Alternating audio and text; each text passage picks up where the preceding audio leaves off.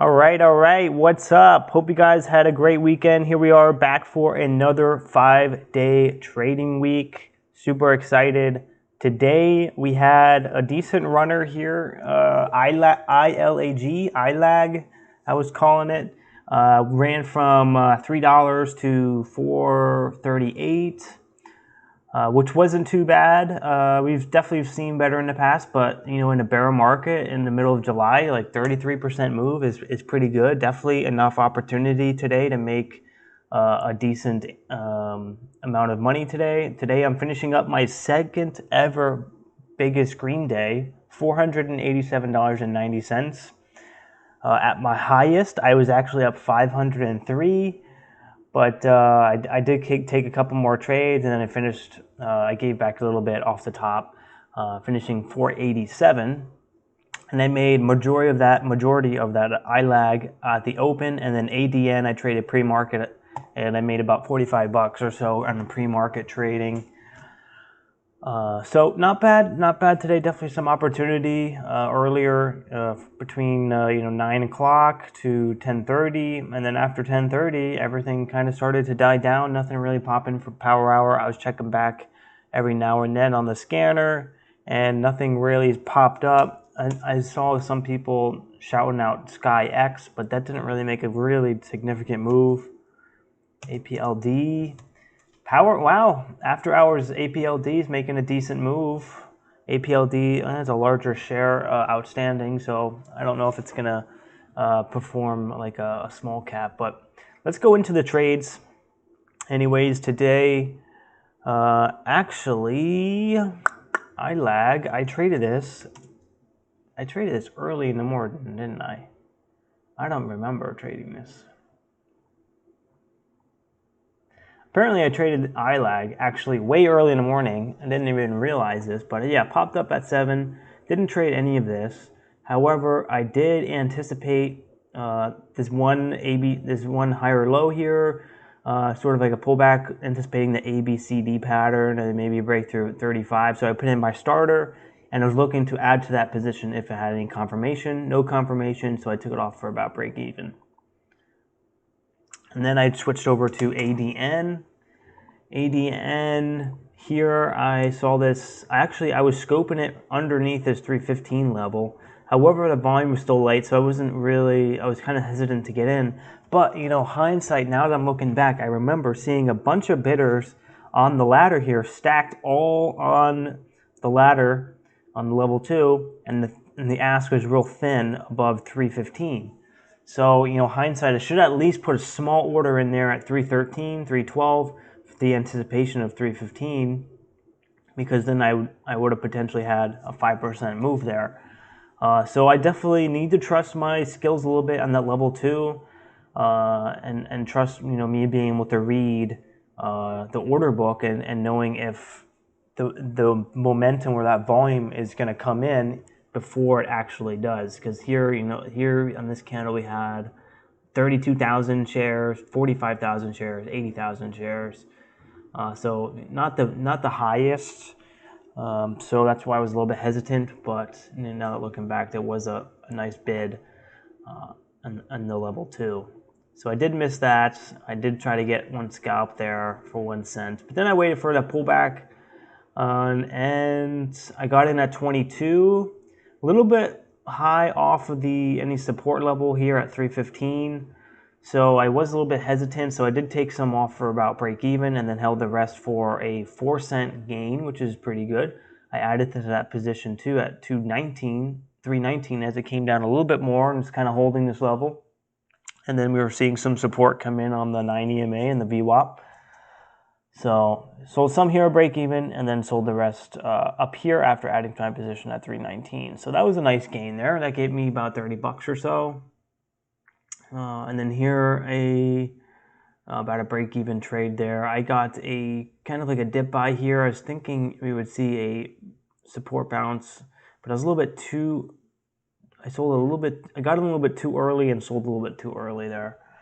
So just my timing was off on that. But that would have been a nice, decent backside trade with support at 319, getting in at 318, 319, looking for that pop back up over the 9 EMA at 325. Wouldn't have been too bad. Here at 326, I put in a starter, thinking we could see that retest creep back up to 340, so I was going to add to my position if I saw confirmation. However, it did get stuffed in this level, and it did take it off or break even. Here again, this is where I got faked out, 200 shares, 332, starter, looking for that add at 340.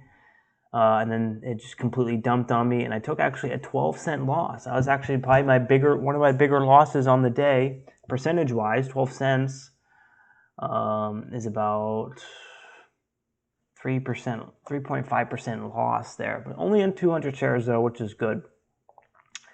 And that's the thing with pre-market trading. I just pretty much trade smaller share size, but usually half of what I would normally trade between 9:30 and 10. 9:30 and 10 is shown to be statistically the best window of time, or not between 9:30 and 10:30, best window of time for me to be making my strategy to be making most of my money. So what I do is pre-market, I cut my share size in half, try to get at least a small cushion on the day, and then the market open, I'm usually slinging normal size, and that's where I'm able to make majority of my money. The worst thing I want to do is be trading big size pre-market to where my strategy doesn't really suit very well. It's a little bit shakier for me. And then, dig myself a big hole, and then spending the rest of the day trying to dig myself out. That's not what I've learned my lesson many times doing that. Sometimes there's been times where I wake up at 7 a.m., and I take that first or second trade, and I'm down already $250, $300. And then it's like, oh, Jesus, the rest of the day I'm just digging myself out. So that's just what I'm trying to avoid here, especially during the bear market. Digging yourself a hole in a bear market is never good. Here, ADN popped back up. I thought we were going to squeeze back through 340. It looked very convincing, so I got in this first pullback, 327, sold at 328, then it popped up, and then I waited for that next pullback, 328, perfect entry there, 401 shares, partial fill. I was trying to get 600 shares. Popped back up, and then it just didn't pop through 340, 334, so I did take some off at 332, still holding 200 shares, and then it kind of came on the backside, and then I ended up stopping out for the rest at 324, so pretty much a break even on that, a wash. Then I got back in at 325, popped back up for 2 cents, and then we had a little bit of false breakout there, but I was holding some of my position from my previous entry, and I sold the rest at 331 right on that false breakout. So, and that put me up like $40 or so on the day for ADN. Here backside, nice little backside scalp for 1 cent off the VWAP. And that was it for ADN up here. Took a couple trades. It did start curling up back up through 340, and that's where I did start trading for to break at 350 now. So I got in at 346, a little bit high there, but only 100 shares because it was higher entry, so I knew there's a little bit more risk. That's why I took less share size, so managing my risk. Doesn't mean you shouldn't take the trade if it's a little bit extended, but you should always downsize if the trade is a little bit more risky, just so you can have that good risk reward ratio. And then I added at 344, taking it off at 346. And I thought I was getting top heavy. I was looking for that one candle down to 340 and then the next candle green. So I was looking for one of these patterns there. Let me delete that. So I was looking for this next candle to come down, retest that 90 EMA, and then that final rip through 350. But I just kind of held this little quick tight bull flag and then just popped through 350. I never got it. And then I got back in at 350 for the bounce and took that off break even. This is a 1 cent gain. And then the open, I thought we would see that rip through 364.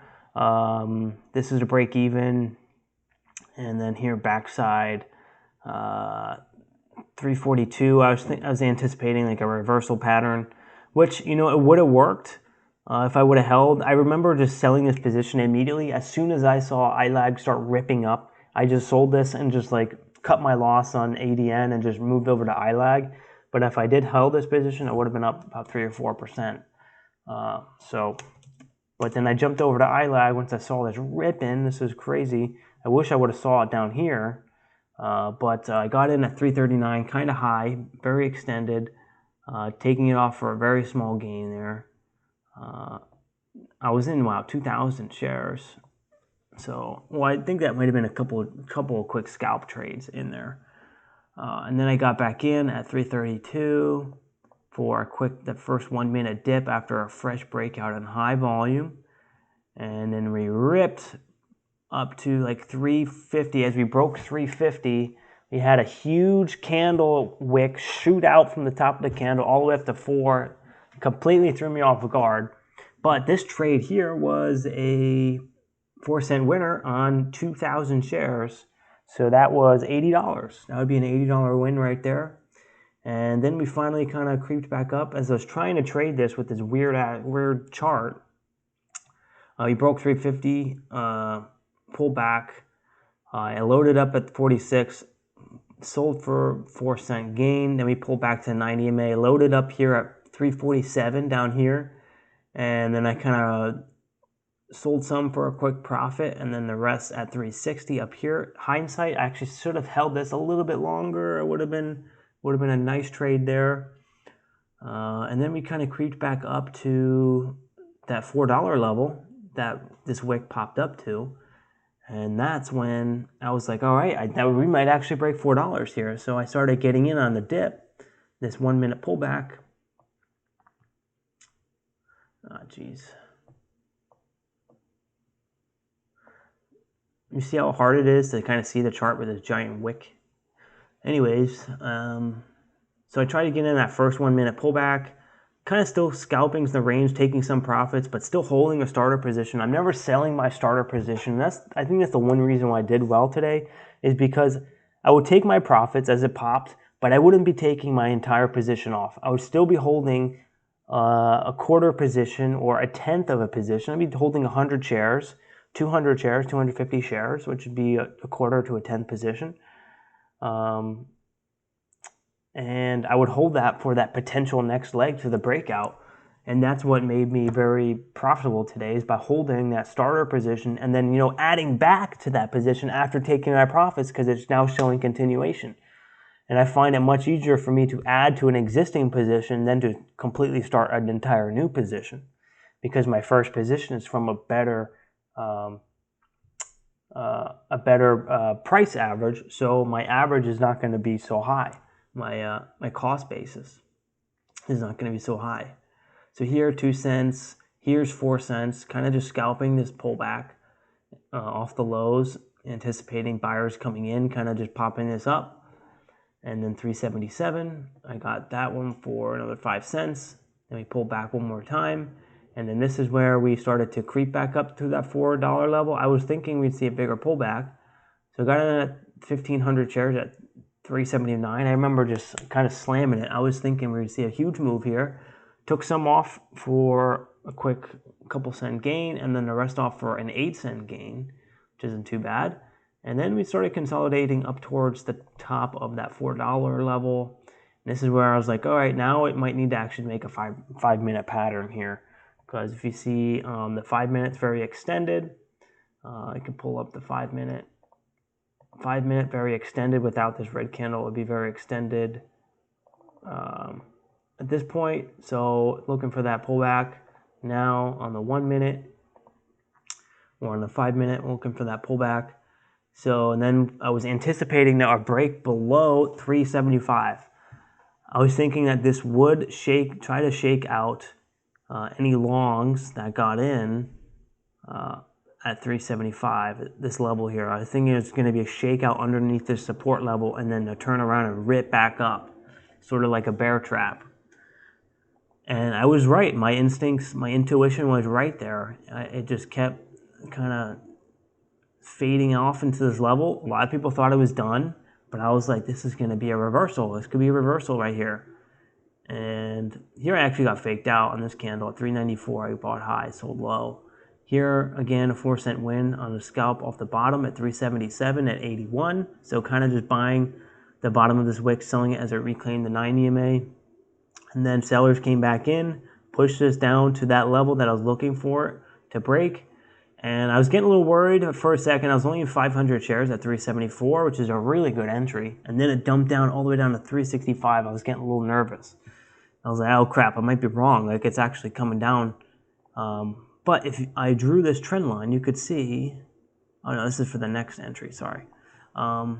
So yeah, then I saw a buyer snatch up instantly these shares from 365 to 372, and I was like, oh, this is money right here. So I add to my position at 372. I didn't get any of these shares down here in the 60s, which because I was a little bit nervous. I thought we would just see a dump, so I didn't want to get in any more because I was already underwater, 8 cents on 500 shares. I didn't want to add to that position and go lower, and then I could potentially lose the entire profit on my day. So I was just kind of managing my risk there by actually not adding lower or averaging down, because there's been so many times where I was like anticipating a reversal, and I would average down, and that reversal would never come, and I would be left with a giant bag, $1 share down, and that would completely ruin my week or ruin my day. And so I've learned my lesson doing that many times as well, and the result is here speaking for itself. I'm being very cautious averaging down into my position. And then once I saw that confirmation, then I added. I didn't average in or add into a position without any confirmation yet. And that just comes through experience. You can't really do that without any experience. You can't really know that. It's all through experience, and that's the thing with trading. It's like you have to learn by experience. You have to learn by losing money. And then here it took some small gains there, only 500 off, and then another 100 off, and then another 50 shares off. Added back at 372, and then added to my position at 389 as we got the strong wick, taking profits at 91, adding back at 96 for that breakthrough 4. I was a little bit hesitant to get in really big size here because it was a little bit extended. With this bear market, it's really rare you see these strong green candles, at least the past couple months, these strong green candles, and then it holding and making another strong green candle with continuation. A lot of times you'll just see a nice red candle back down here, then another green candle, then another red candle, and another green candle, and another red candle, and then you finally get that. But yeah, it didn't happen this time. We got a pretty strong move through $4, and I bit undercapitalized on it, but I think I did really well, considering I'm up 400. It's my second biggest green day ever. I can't really be too hard on myself. So 396, adding for that breakthrough $4, got it. So taking it off at $4, taking the rest off, adding back at 408 for that first 1 minute pullback after a fresh breakout on high volume. The high volume candle was 2.5 million shares. First 1 minute pullback, 408, selling it quick, 750 shares out at 411, still holding that 250 share starter position, adding back at 411 for that breakthrough 417, get a quick sell at 315 and 311. And then here I'm adding back as it's holding this level at 403, so kind of like a bounce off the $4 level. Quick 2-cent gain there, 250 shares. And then after that, I was up 400 bucks or so. And then here we got a nice backside, 1 minute backside scalp off of this ascending support level. You can draw this ascending support level. It's hard to see. Maybe I'll take off the trades here. From this support through this support is lining up exactly to this support here. Perfect. And I can show you that trade.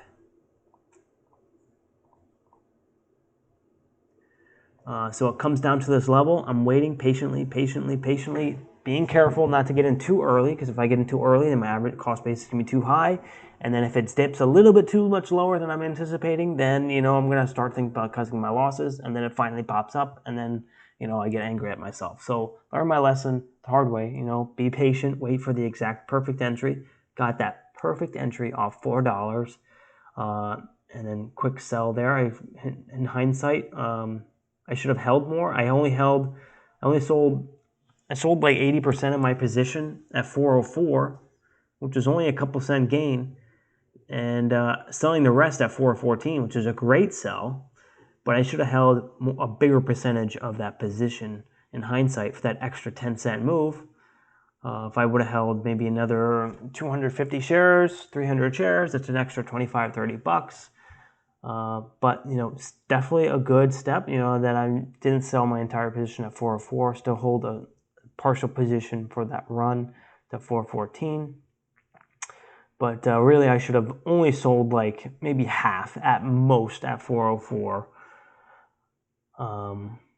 But still, that's really early. 404 is really early to be selling. I think I was just getting a little bit too nervous there. So I kind of butchered that a little bit by selling too early, but it's something I'm working on. Here again, got a dip 411, perfect entry off the 20 EMA. I was anticipating a quick ABCD pattern, sort of like a head and shoulders, but we did see some support down at 411, so I took a quick starter, 411. I was looking to add to my position, but this thing reversed and went all the way up to 423 in like 2 seconds, and I got a 12-cent gain on 100 shares, which only 100 shares, but still 12 cents is crazy. And then it actually went even more. And then at that point, I was like, with this daily chart, you don't know how high this is going to go. Then it started going backside. I didn't know it at the time. I thought I was going to still hold the $4 level. But I did get a 3-cent scalp on the backside there, break-even trade there, about a break-even trade there, break-even trade, 1 cent gain there. I was anticipating a reversal. These 1-minute backside, 5-minute front sides can be profitable still for me, so I still do trade them. But I do trade them on a little bit smaller sides, as you can see, and especially me after already hitting 480 bucks. On the day, I'm ready to conserve some profits. I'm not trying to risk anything right now. And then here off the bounce off $4, took 402, looking for that breakthrough 410. I thought we'd see that reversal. And we ended up rejecting that level, and I took so I was in 200 shares, and I took like a 5-cent loss there. And then I tried to do a panic dip buy and it didn't really work out too well. 86 and then adding at 78 or 86, so I lost 10 cents there, and then I gained 2 cents there. So I was net negative here on this backside. This is nonsensical backside trading, and then I tried to go for a reversal as it broke back over VWAP. I was looking for that break, surge through $4, maybe a huge spike to 410 to squeeze out shorts. But this is all break even there. But yeah, this is unnecessary down here. I lost an extra 10 bucks for no reason. But that's how you learn. So yeah, $9 loss there, a $2 win there, and a $2 win. So an extra $6 I lost there, which, it's nothing, but that's how you learn. It's by reviewing your trades and seeing what's unnecessary, and then continually cut it down a little bit, nice and lean, like a nice lean piece of meat. Not a fatty one. So right now, just still knowing that I did really well today. I'm definitely congratulating myself. Did very well with my performance. I was very calm, cool, and collected today, and I definitely am going to try to keep this kind of demeanor going forward. Very patient. I'm not looking to get every move. I'm just trying to trade in the overall market trend. And that kept me very profitable. And then again, on the backside, there are some things that I need to kind of cut out. That was some unnecessary losses. And so that's it. $487 in profit. Pretty damn good for me. I know some of you other guys who watch this make a boatload, a couple grand a day. So this is probably nothing compared to you guys. But for me, it's a nice big green day. All my stats lined up pretty well today. My accuracy was on point, 68%, with looks like almost a 3-to-1 risk-reward ratio. So average winning trade is $16. Average loser is about $6.91. So about 2.5 to 1 risk-reward, which is really good. Not to toot my own horn too much, but I think I did really well today. Very happy. 43 seconds is my average hold time today, which is double the time that I usually hold my positions. So that also can be a contributing factor to why I had bigger winners today. Because one of the biggest struggles is for me is holding my winners not long enough. And so today I held it an extra double than what I would. So that's probably why I had a bigger green day. Probably contributed to, at least. And probably because I was more patient, more calm and collected, definitely allowed me to hold my winners a lot longer and not get too anxious. So yeah, overall good day. Happy with it. So tomorrow is a new day. Hopefully we get another good stock to trade. And see you guys tomorrow. All right. If you guys are still watching, please hit that like button. Consider subscribing. Also in the description, there's a link to the Discord channel as well as Trade Journal, which is a free trading journaling platform where you can analyze your own trades and statistics. So also check that out as well. And I'll see you guys tomorrow for the next day trading recap. All right. Peace.